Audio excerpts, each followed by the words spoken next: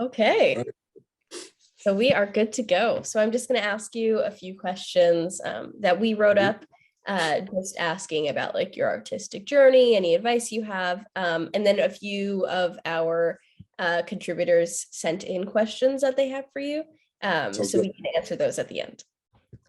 Cool. So to start, just describe your artistic journey and like I know a lot of people would say that their art style has progressed and changed drastically as the years went on. So how would you say your art style has changed from your art style when you first started or just a few years ago? Um, I really started getting into art when I got to college. Like I was doing art in high school, but wasn't as advanced or in depth.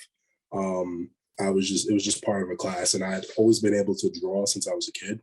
It was when I got to college that's why I really learned what art is, or I kind of idea of it. Because even then, like when I left, I'm like, I don't know what I'm doing.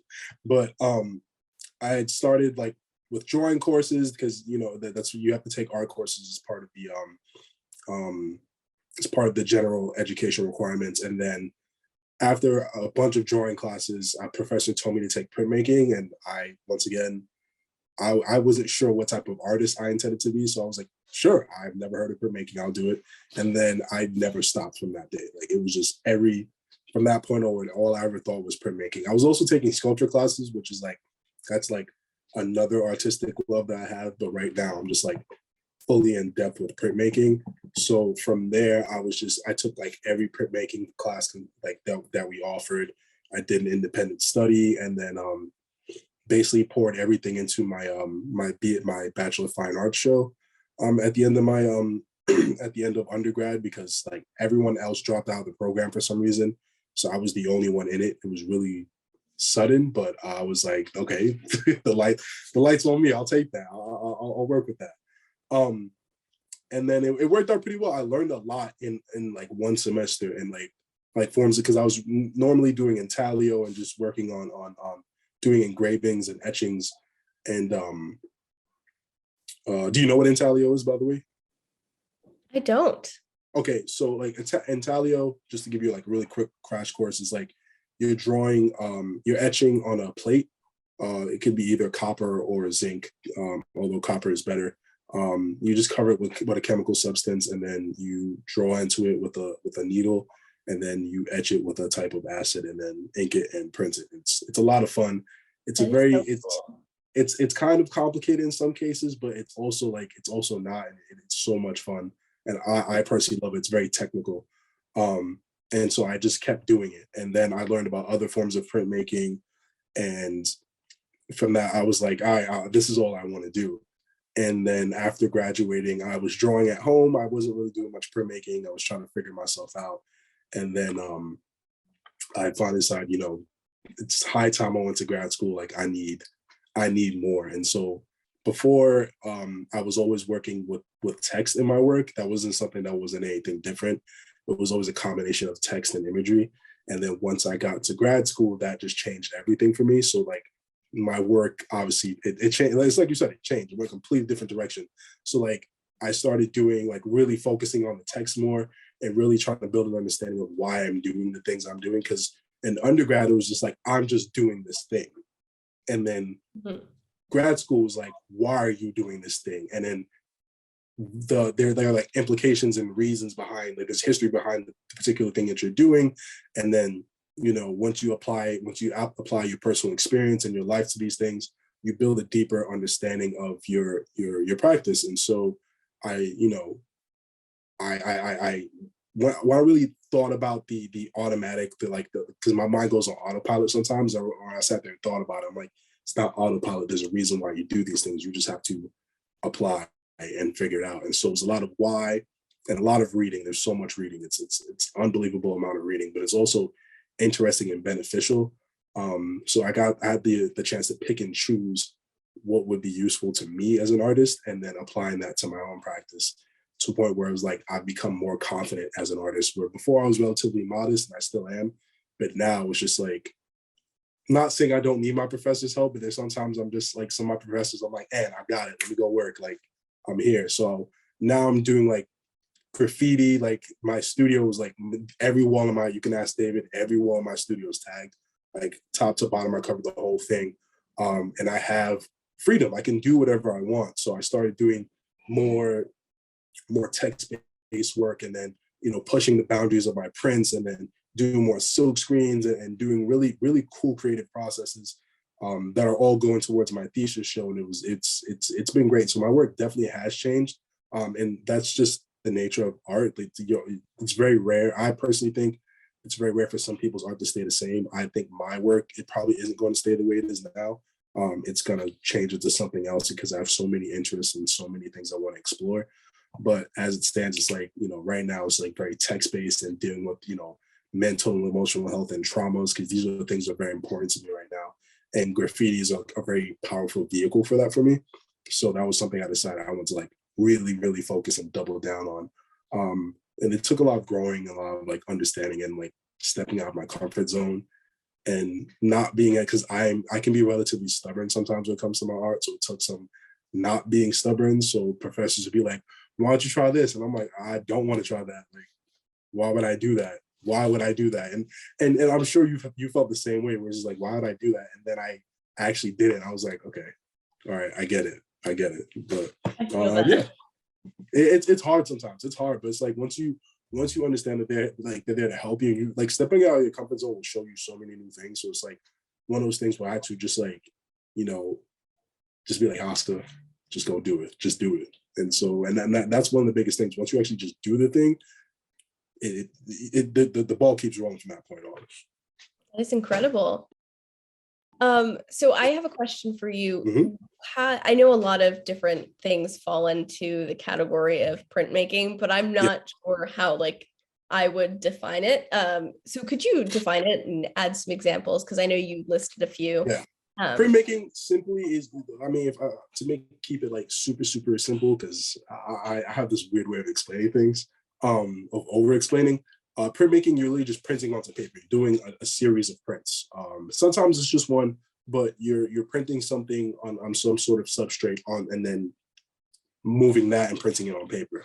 So with silk screen, you're creating an image on a screen and then pushing ink through that screen onto paper.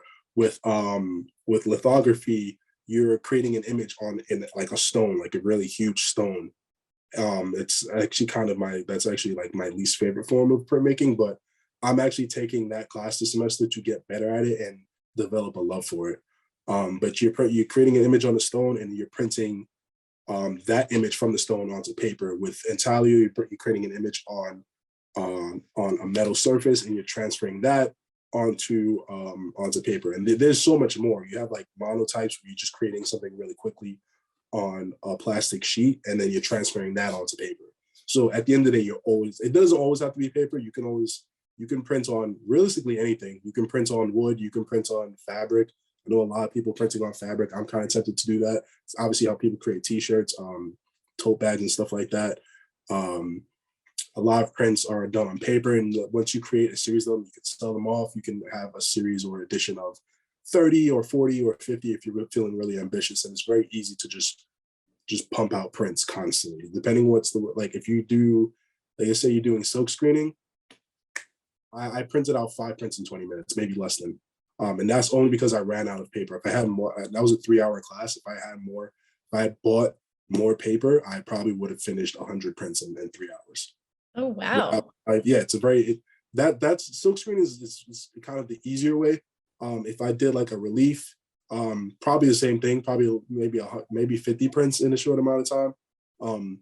It just really depends on what you're doing. And relief is you're really just cutting into something to create an image, inking it, boom, going straight onto paper or whatever substrate you want, whatever surface you want. It's just a form of printing, and it goes back. I mean, that's how the early masters were creating their works. They're all working on metals, or you had people printing onto like even graffiti artists. They would create stencils or use silkscreen and print on the street. That's a form of printmaking. Newspapers, that's printmaking. At the end of the day, it's just a different type, and it's mass production type, which you can still use for art. Some wallpaper, if you go to some places you see very decorative wallpaper, that's printmaking. It's just in a commercial form. That is so cool. Oh my goodness. So how did you you listed so many different ways you could do it. How did you stumble upon the idea of being able to utilize graffiti art in your work now? Like, and how does that printmaking work? You mentioned stencils, right? Yeah. Stencils, that was something that I ended up doing as well. Excuse me. Graffiti is something I've always been interested in. It's funny because I'm actually writing a thesis paper on that right now.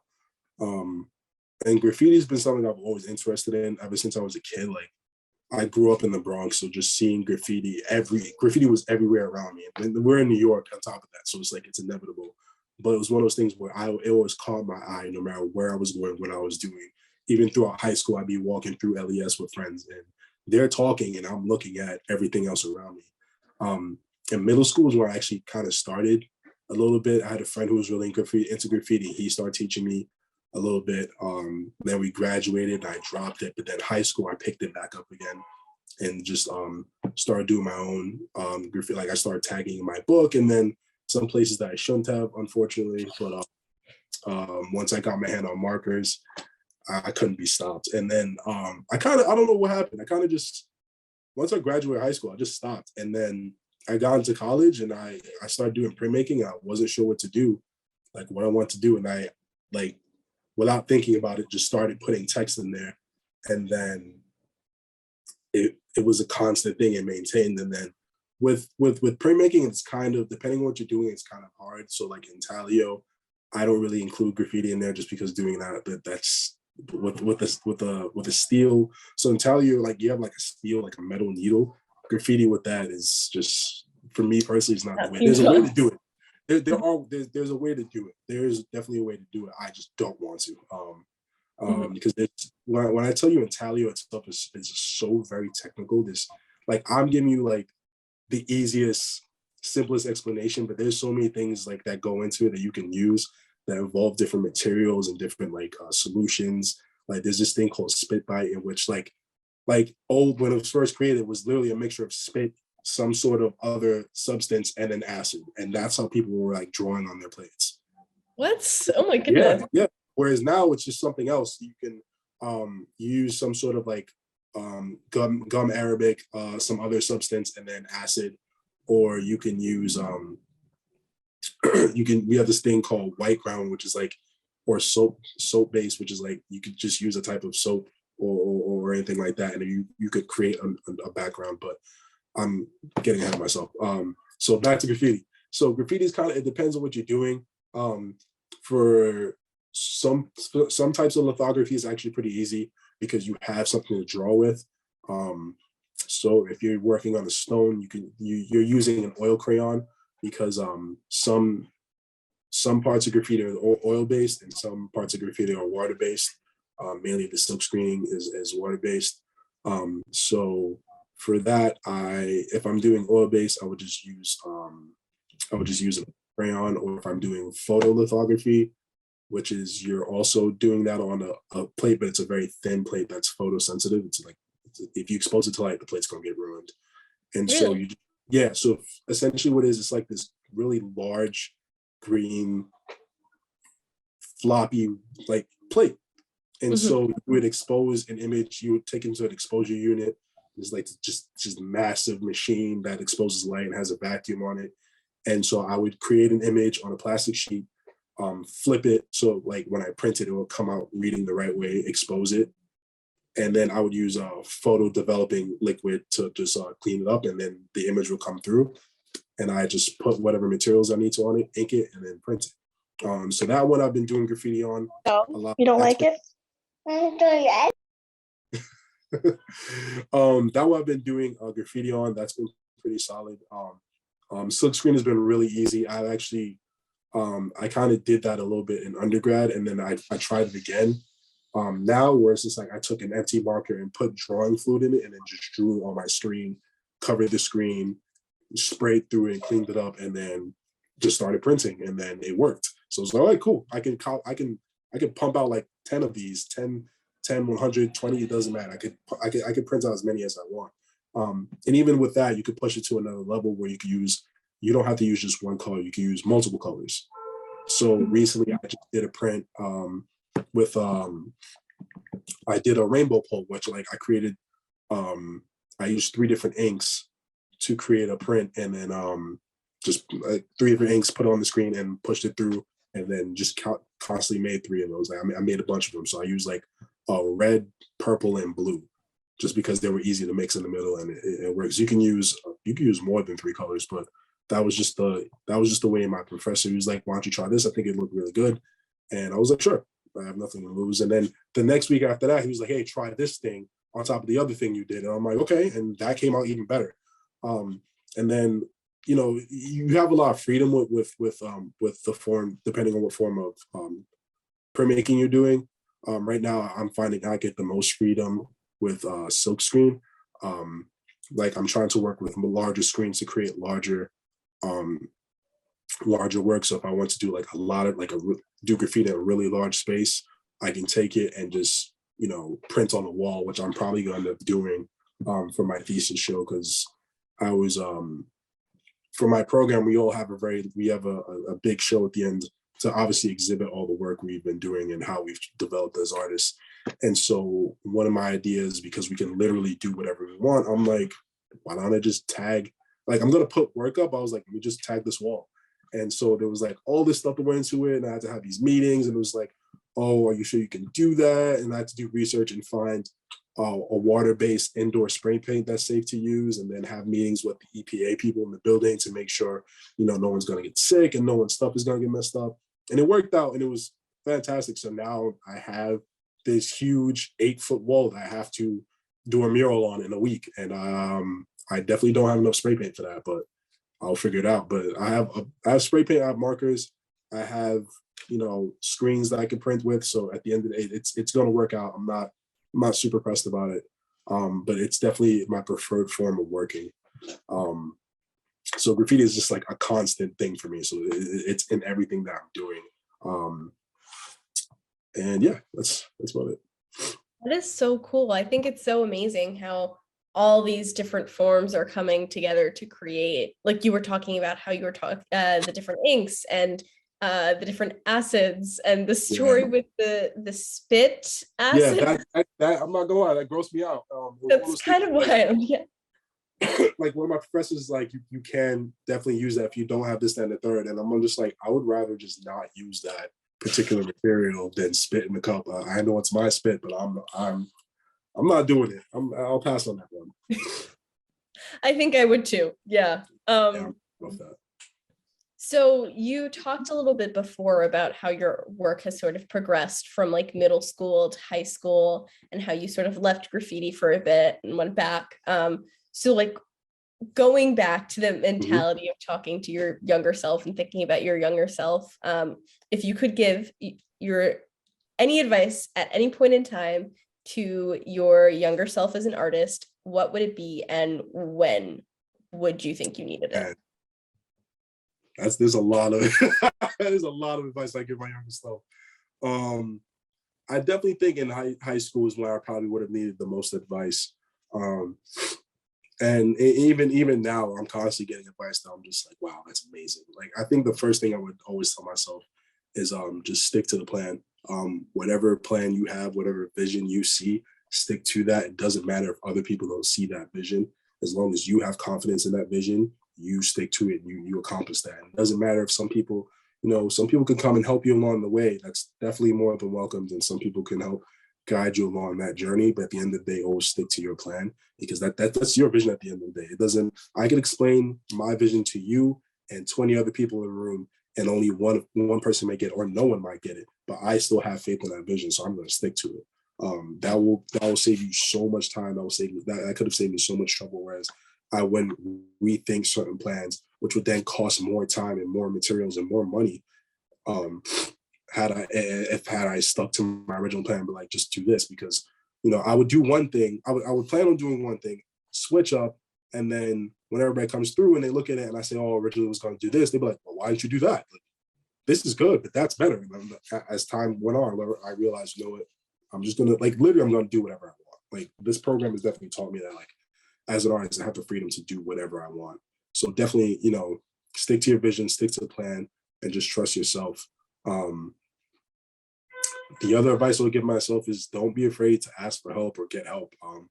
I was and sometimes still am incredibly stubborn, and I have this thing where I need to do everything on my own, and that's just not the world we live in, unfortunately. Well, fortunately, that's not the world we live in. Like, you're gonna need help, and don't be afraid to ask it, especially if you have people. Don't be shy. A lot of people want to see you succeed. A lot of people are in your corner. They have no problem. They want you. They look for. They'd be honored for you to reach out and say, "Hey, could I use your help? Could I do this, that, and the third? Like, I need to do this. Could you just give me some guidance?" And they will be more than happy to help you with that.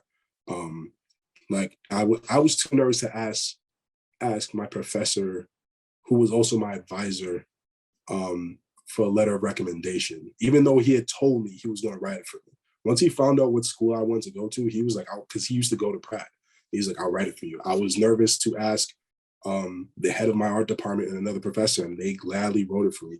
They'll tell me I will write you powerfully worded letters of recommendation. And so, just don't be afraid, especially if you're working hard and people see that, they're gonna want to help you anyways. So there are like 10,000 other things I'd want to tell myself, but I think those are the first two that come to mind. Those are amazing. Yeah, I think I could even use some of that too. That's the thing. Like, it's when you think back on it, it's just like, even now, like, every day I'm realizing, I'm like, yo, what would I have told my younger self? I'm like, I would have told him this. Like, every day I learn something new. I'm like, I wish I knew that before, but I'm glad I know it now. Mm-hmm. I would go back in time and tell my younger self that, like, hey, get the proper sleep in, do this, do that, take care of yourself. Da, da, da. It doesn't matter what it is. Like, that's the great part of growing and living life. You get to learn these things, and you didn't know before, but you know it now, so you're better off in the future. So yeah. Exactly. Yeah. Thank you. So you spoke about just, for example, like the letters of recommendation. So I have two questions for you. This is sort of like a double. So when did you decide that you wanted to pursue like higher education, like along your journey? But also, when did you decide that this was something you wanted to go to school for at all? Like, coming out of high school, when was it that was like, what was the moment like, I want to do this forever? So high school, I didn't know what I wanted to do. Like I said, I've been drawing since I was a little kid, but I wanted to do something with, I said I wanted to do something with computer programming, but I had not actually studied that. I didn't look into that. And I wasn't a fan of math. So realistically, I don't know what kind of ideas I was entertaining. And then I wanted to do fashion design.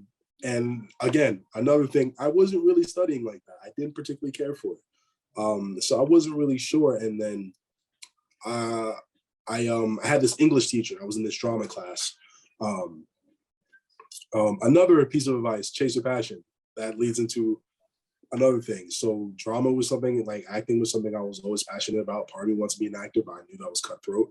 But I took these drama courses, and every time there was a play to put on, or there was an activity or something else to get into, I was always doing it. My English/drama professor, he was very involved in Broadway and off Broadway, and was putting on plays. And I remember this one day, I forgot what even sparked this. I think my class was just acting up. I think we were just being stupid one day.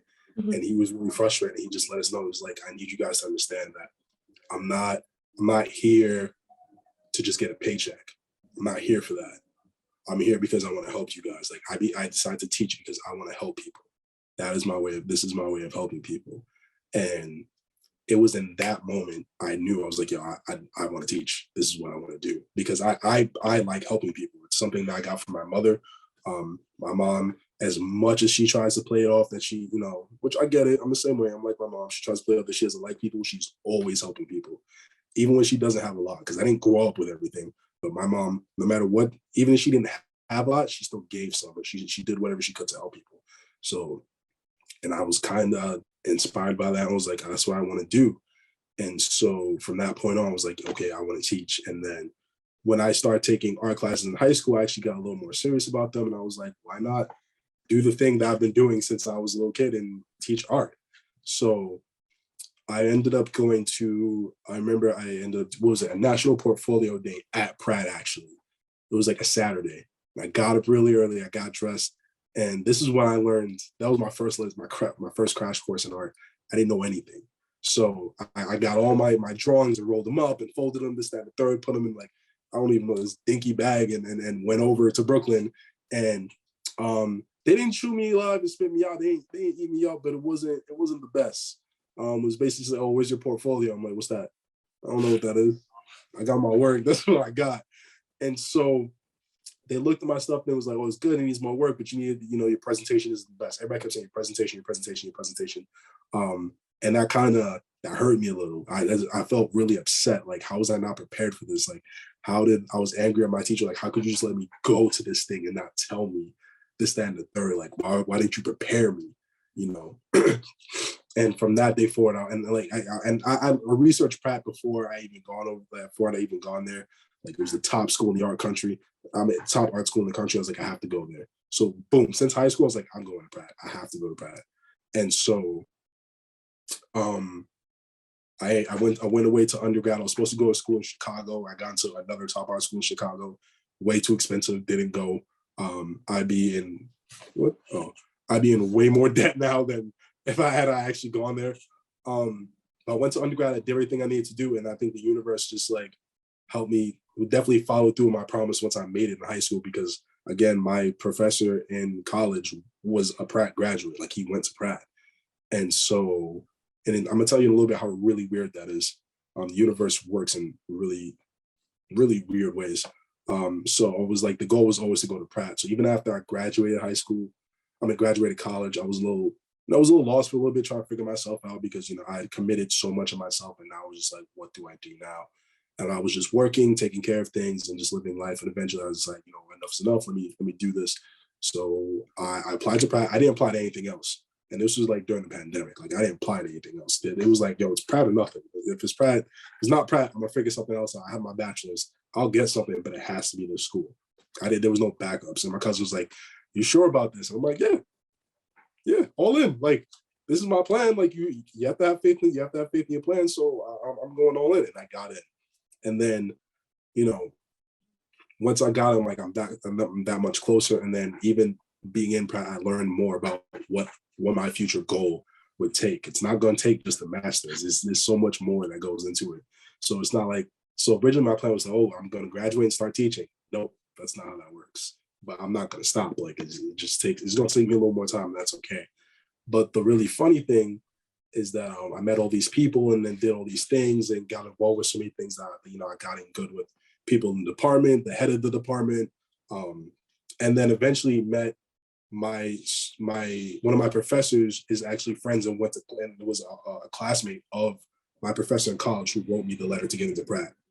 And she was like, oh, I forgot I mentioned such and such. I was like, oh, my professor used to go here. And she's like, oh, what was his name? I was like, oh, it's such and such, Joseph Hildreth. She's like, oh, I remember Joseph, blah, blah, blah, blah. She's like, oh my God, like, you're his student? I'm like, yeah, he was my mentor, he was my advisor, like, he taught me printmaking. And she was like, yeah, that sounds like him. And so I was telling her, and she was like, tell Joseph I said how hope all is well. Tell him Donna says hi. And I'm like, yo, the universe is weird. And that honestly solidified, like, I knew I was supposed to be in Pratt when I was doing the things I was doing, but that that moment I was like, yeah, I'm supposed to be here. This was supposed to happen.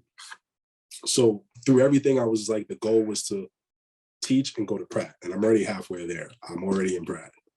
So the rest is going to take some time. I still have more, I have a lot of work to do in between now when I start teaching, but it's not, I highly doubt it's going to be that long. Like, I'm not diverging from that path, but at the end of the day, it's still what I want to do. So everything is it built up to and led to the next thing that will take me to the next level.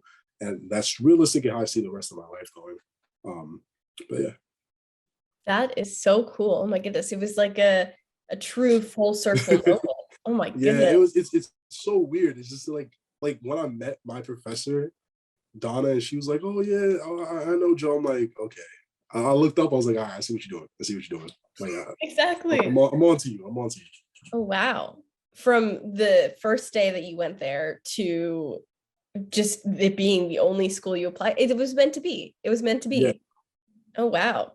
That is incredible. So you Still mentioned, can't believe it sometimes, honestly. right. I don't know why. There's sometimes I'll be in my studio. I'm just looking around. I'm like, yeah, I'm really here. That is wild. I did. It was one of those things where it's like I didn't. I knew it was gonna happen, but it was like now I'm here. I'm like, oh damn, like this is real. But Mhm. yeah, I mean, I'm glad to be a part of it. I'm doing what I gotta do. Wow. Yeah. So you mentioned teaching. Yeah. So you mentioned when you knew you wanted to get into teaching. So you want to teach printmaking, or do you want to do you want to teach something more specific? So Um, what kind of teacher would you like? Drawing, printmaking, either one of the two.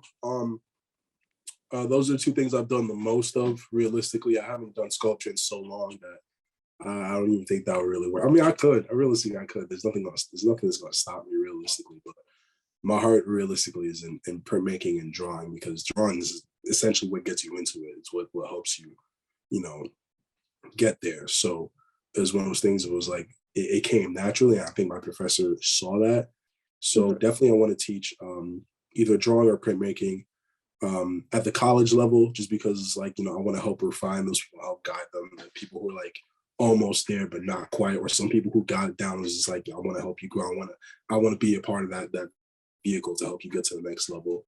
Um, Originally it was gonna be high school, but high school takes it takes a little bit more, way more schooling that I realistically want to put more time and money into. Um, but that may potentially change. I'm also kind of afraid of seeing high school versions of me and my friends in the future. I don't. That's not something I want to see.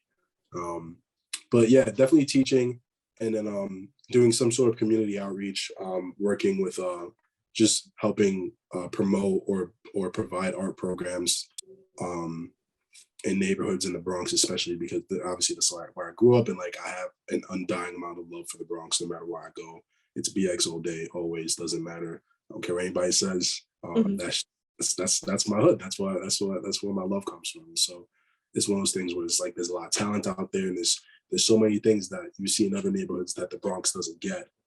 So I want to help be a part of that, help provide that, and being that art is a moving vehicle. Like it moves people. Like I want to help be a part of. If there's an organization out there already, I want to be a part of that organization. If there isn't, I want to be the start of one, or do something in a school somewhere that helps kids get in touch with art. Because I took probably like I didn't get art classes in elementary. I took like one art class in elementary school, and it was more of a arts and crafts kind of class. Um, and I feel like there needed to be more. Obviously, with budget cuts and certain things, budgeting. But it was one of those things. Like, there was a lot I saw in my high school, in my middle school, that wasn't provided. I didn't feel was fair. Um, and there was a lot I saw there that also made me realize, like when I thought about teaching, the type of teacher I didn't want to be, because I had so many teachers tell the class out of frustration that there was like, oh, you don't have to. It doesn't matter if you understand this or not. I'm still getting paid at the end of the day, so you can go ahead and waste your time. I'm like, if that's how you want to move, you shouldn't teach. You should absolutely should not be a teacher. You should go find something else to do, because that you basically just told the class you don't care. And so I think what I want to do is just tell people that I care and just show that to them. And so I think teaching is the best way to do that. That is incredible. Yeah, I know a lot of, I mean, there aren't many resources, especially when you're younger, like middle school age. Middle school age Yeah. is sort of when you get an inkling of what you want to do. And I feel like that's when there's least representation of art in classes, because in elementary school, like you mentioned, you have like arts and crafts, and it's very common to do it like as you're learning different things. But once you've Yeah. learned them and once you're in middle school, it's almost like it's completely dropped. So that And is I think super it'd be great inspirational. to have that preparation too. Like again, high school, middle school, I was not prepared at all. So if I can help be a part of some program that puts students and makes them aware of what it really takes and what it needs, not to scare them off, but to be like, you can still do this. This is just, I'm going to tell you things that some places or some people aren't going to tell you. Mhm. And I get to do that. So you were just speaking about resources and communities, but what resources would you recommend to the artists that would hopefully be watching this now? Like, how do you recommend they prepare themselves? Um, it's funny you say that, just because it's like, even as mad as I was, I'm like, how would I even prepare myself? I've never actually thought about that. What would I have done different? Because even now, like being in graduate school, like people mention artists, and I have no clue what they're talking about.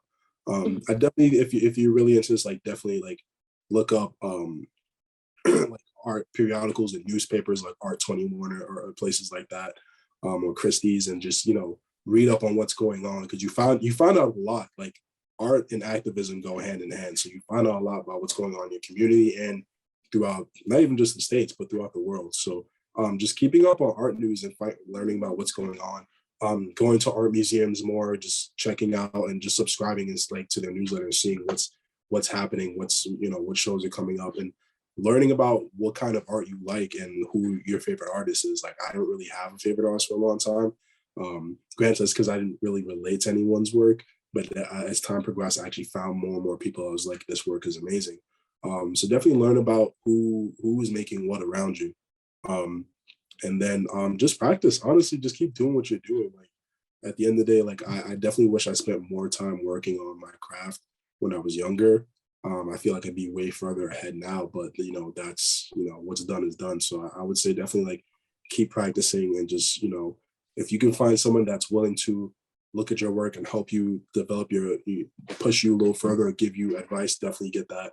I understand teachers, they can only do so much in a day, and they have lives outside of here. Sometimes they're just not going to have it in them. But if you're lucky enough to find someone that's like, hey, like this is what I'm working on, could you give me some advice? Like I think that would definitely be amazing to have. Yeah, for sure. So this kind of brings us to our submitted question. So one Mhm. contributor wanted to know what the best way to get just your work out there and get it seen, what you would recommend they do if they want it to be Um, more widespread. yeah, definitely. So a lot of places do calls for art, where they just like, hey, we're looking for art, we're trying to put on the show, we try to do this, that, and the third. So definitely look up that, and just keep applying to those, keep working on those. Um, what was the other thing I was gonna say? I cannot remember this on the top of my head. Residencies, once you get to a certain point where it's like, apply to residencies, and they will literally pay for you to come out there and pay you to work on work, just work on your art and then be a part of something. And just trade your work with other people, like if possible. I know, like I would normally I'd be like, oh yeah, sell your work, but that's a little hard sometimes. Like even I have trouble selling my work sometimes. Um, so definitely like find other artists that you like working with, and you guys build something yourself. Like find a place, if you could put together a little zine, or if you find some sort of venue that you guys can put on something yourself. I know you guys are a little young, so it's kind of hard now, but definitely like keep working with people and build a network for sure. Definitely build a network, and keep in touch with people, and that'll be the easiest way. I think right now too, like grad school has been really, really helpful with that, and that we're getting ideas of where what we can do and where we can go. We're not getting as much exposure as we would have liked due to COVID, but one of the biggest things was like definitely staying in touch with your professors and those around you for sure. Like they will definitely put you on more than you think they can. Like I have professors who just like, oh, I know this person, I know that person. I had a professor basically offer me a job.